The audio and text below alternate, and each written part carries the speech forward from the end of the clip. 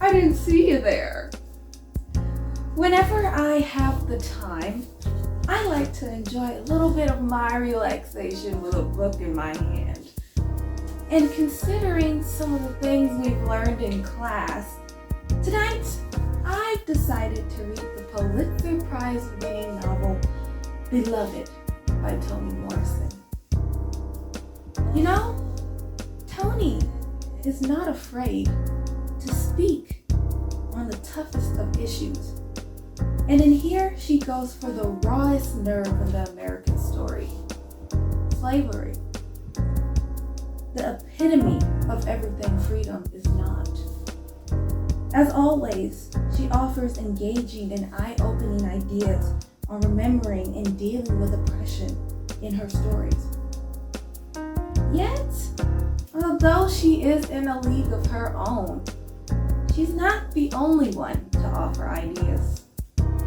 These past 2 weeks, I've had to think about 4 people: Malcolm X, Huey Newton, Reverend Dr. Martin Luther King Jr., and former President Barack Obama.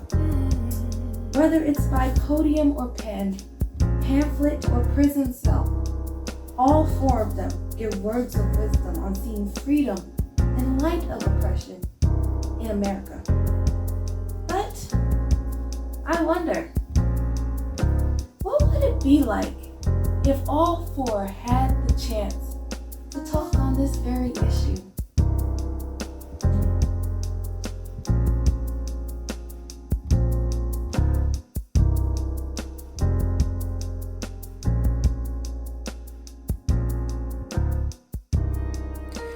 In this country, the taste of liberty is oftentimes bittersweet. As Theodore R. Johnson says in the New York Times, for Black Americans, loving the country and criticizing it have always been inseparable, something other Americans have often struggled to understand. Over the past year, we've managed to bring much of America face to face with a history fraught with failures. We're learning to confront what ails us while also acknowledging our successes. But what would our 4 gentlemen have to say? Well, we can start with one question. Is America even a free country? Being isolated and formed by personal experiences and the circumstances of their times, all have varying degrees as to what that question means, or if America is even good, which is a whole nother discussion in itself. But if there's one thing all of them agree on, it's that yes, there is something wrong with America. It has a freedom problem. And wherever freedom is, it is not extended fully nor fairly to all of its citizens. And by citizens, what I'm talking about right now are primarily Black people. For Malcolm X, the answer was definitely a flat-out no. Because of political oppression, economic exploitation, and social degradation, he felt he was a victim of Americanism and suffered under the American nightmare. The government had failed him and his people, and he didn't even consider himself an American because of the country's horrific past. Because Huey Newton has his group, the Black Panther Party for Self-Defense, operate in the spirit of Malcolm, it can be said that he agrees with much of what Malcolm says, as you'll see in detail a little later. Because of oppression, there's this sort of reactionary suicide among Black people, where they've given up hope to the point where their spirit, or will to go on, dies of despair.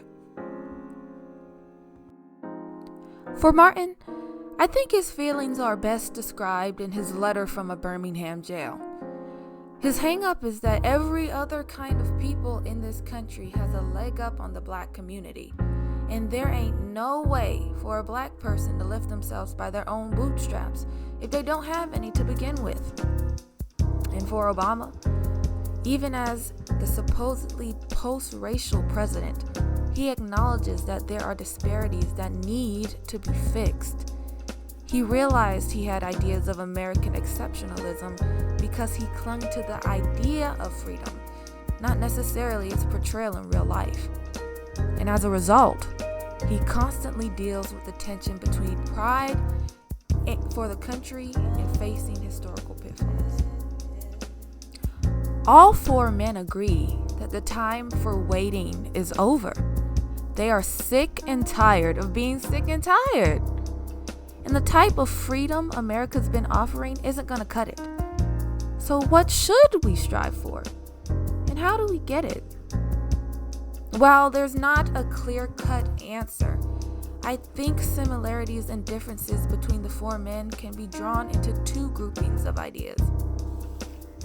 For Martin and Obama, freedom involves community and integration, letting everyone participate in the rights and privileges they were supposed to have since the beginning with the same care and quality. It's letting people do what they'd like without harassment or fear.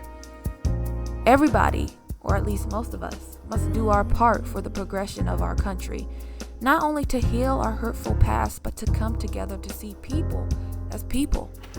When you get to the process of amalgamation and really lift the whole culture, it seems to me that integration at its best is the opportunity to participate in the beauty of diversity. E pluribus unum, out of many, one. Well, I say to them tonight, there is not a liberal America and a conservative America. There is the United States of America. There is not a black America and a white America and Latino America and Asian America. There's the United States of America. So the fight for freedom takes a united front. Yet by what means? For Dr. King, there's no doubt that I think his answer would be civil disobedience. Those in power impose unjust laws on the powerless. But it is here where the powerless take back what's rightfully theirs. With civil disobedience, you get the public to pay attention, making a show of it. You break the law and accept the said punishment to show the public what's going wrong. And this is the best form of protest. But for Barack's day, though the times aren't as good as they could be, they're definitely better than his predecessors.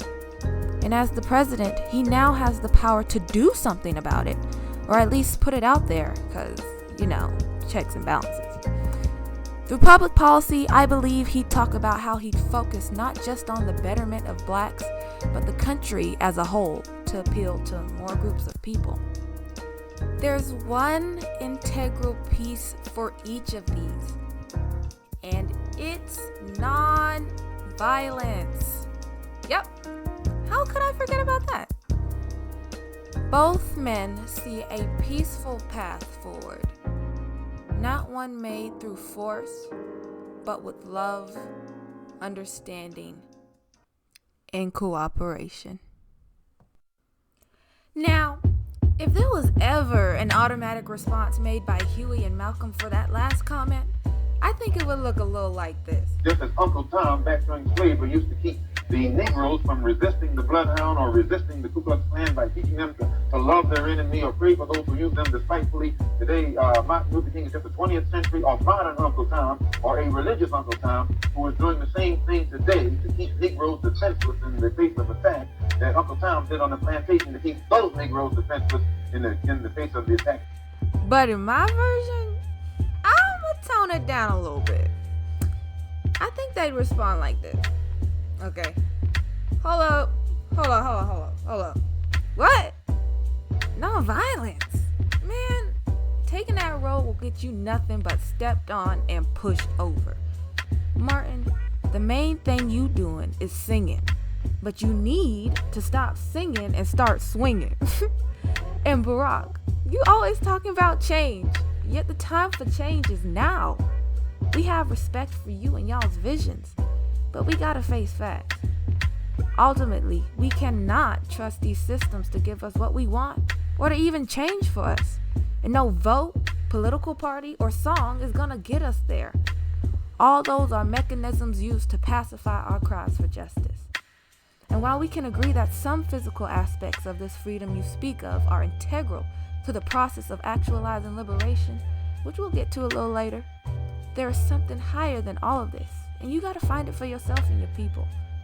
Now, we definitely applaud you for your self-discipline, but we just apply it differently. This boils down to a vision for freedom involving self-mastery and autonomy.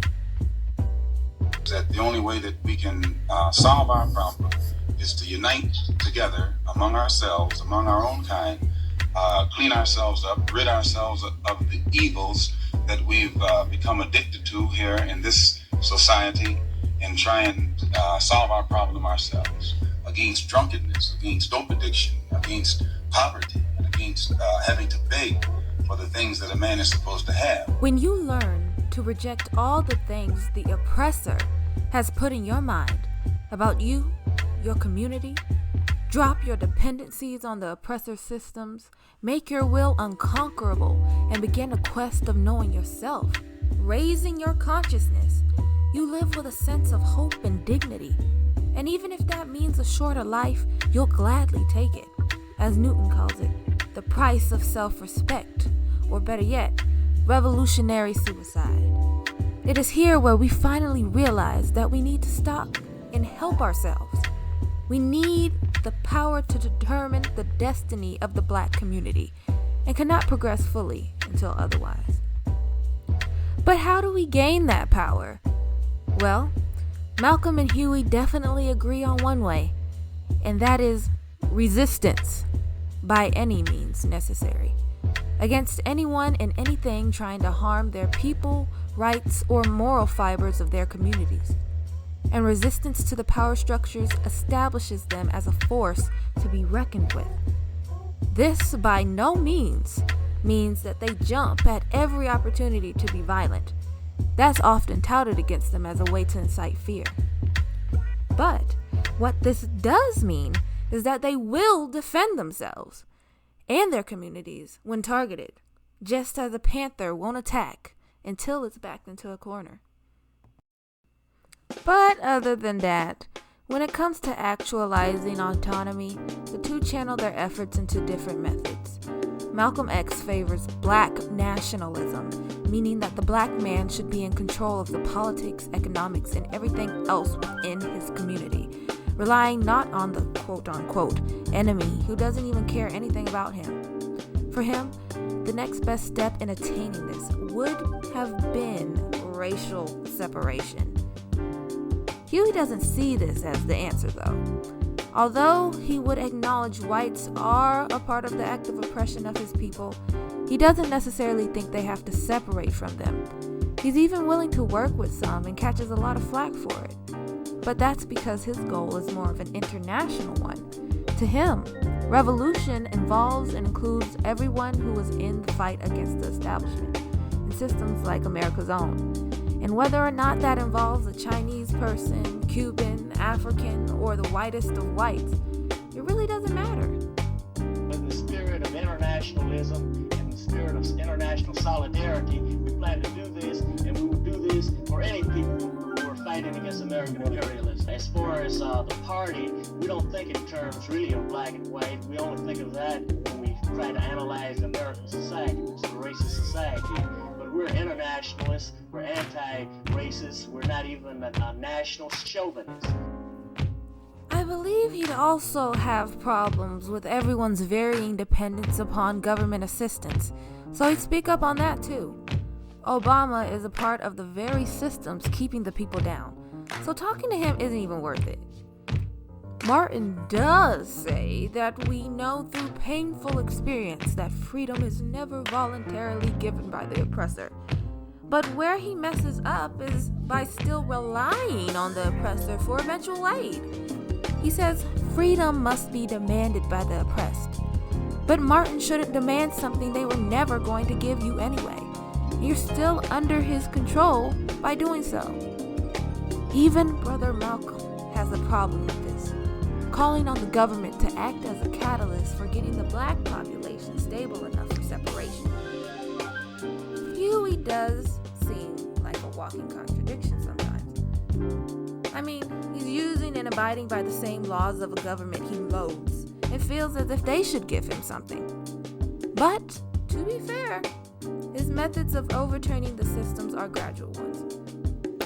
Revolution at this time is acting locally while thinking globally. And right now, it will take small steps for a government overthrow.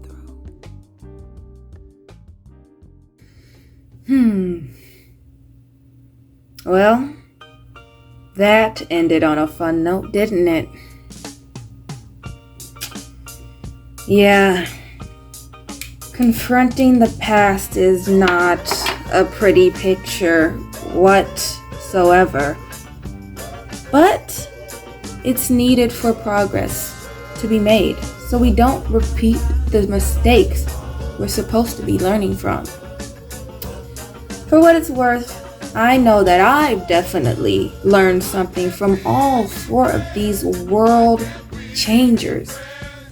But to say which one I agree with the most is a challenging task of which I don't think I'm qualified to handle just yet. I'd like to see all of the knowledge I've gained as a conglomeration of ideals. Strength, determination, will, bravery, confidence, the courage to stand strong in the face of opposition, and the innovation to arouse the souls of a nation. That's what I want future generations to learn from me. However, if I were to pick someone, and that's an if, I'd pick the former president, not necessarily because I agree with him most, but because I relate to him more. He's not separated from my times, the present times. And he's still figuring things out just like the rest of us. I don't want to be so blind with patriotism that I can't face reality.